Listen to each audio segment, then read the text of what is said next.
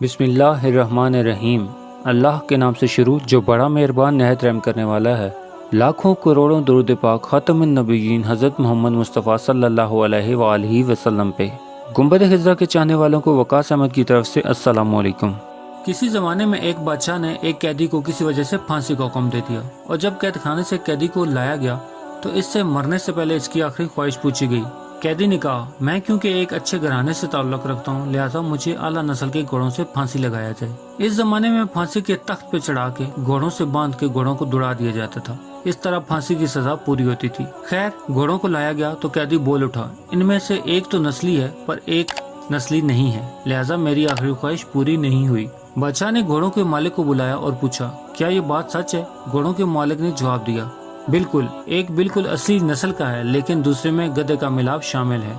बादशाह ने हैरान होकर कैदी से पूछा, तुम्हें कैसे पता चली ये बात कि एक घोड़ा नस्ली है जबकि दूसरा नस्ली नहीं है? कैदी ने कहा, जो नस्ली है वो बड़े आराम से खड़ा है, जबकि जो गधे के मिलाप से है वो गधे की तरह कभी इधर टांग मारता है, कभी इधर मुंह फेरता है, कभी उछल कर कभी बैठ जाता है। इससे मुझे इल्म हुआ कि ये असली नस्ल का नहीं है। बादशाह कैदी की दानाई और सोच से बड़ा मुतासिर हुआ और इसने कैदी की फांसी की सजा को मनसूख कर दिया और अपने वजीर से कहा कि इसकी एक रोटी में इजाफा कर दिया जाए। कुछ दिन बाद बादशाह के दरबार में एक सुनार 2 हीरे लेके हाजिर हुआ और बादशाह को कहा, अगर आपकी रियाया में से कोई ये बता दे कि इनमें से कौन सा हीरा असली है और कौन सा नकली, और असली और नकली में फर्क बता दे तो मैं आपको ये दोनों हीरे इनाम दे दूंगा।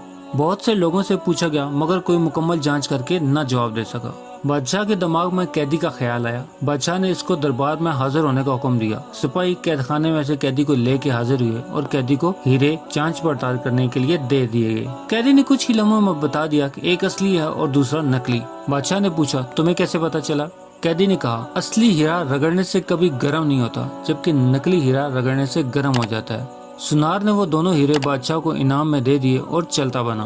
बादशाह कैदी की दानाई और सोच पे बहुत ज्यादा खुश हुआ और सिपाहियों से एक और रोटी बढ़ाने का हुक्म दे दिया।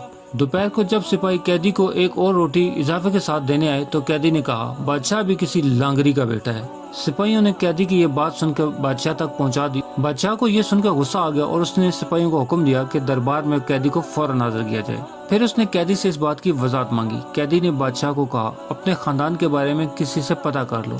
बादशाह की सल्तनत में सबसे अधेड़ उम्र शख्स को ढूंढा गया और इसे बादशाह के आबाओ अजदाद के बारे में पूछा गया।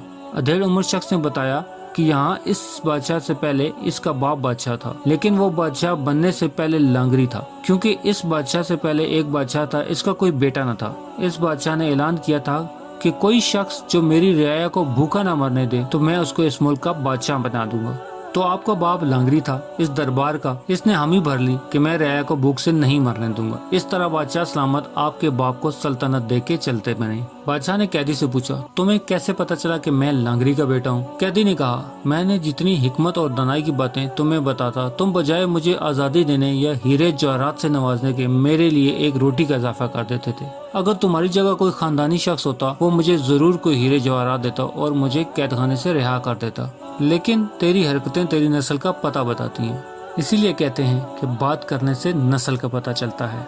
प्यारे दोस्तों, उम्मीद करता हूँ कि आपको ये वीडियो पसंद आई होगी तो इसे लाइक कर दे और मजीद इस तरह की खूबसूरत वीडियो को देखने के लिए मेरे चैनल को लाइक सब्सक्राइब करना हरगिज मत भूलें। बेल का बटन भी दबा दे ताकि आपको नई आने वाली वीडियोस का नोटिफिकेशन भी मिल सके। इंशाअल्लाह मिलते हैं एक नई वीडियो के साथ, तब तक अपना ख्याल रखिएगा। अल्लाह पाक आपको आसानियाँ दे और आसानियाँ बढ़ने की तौफीक भी।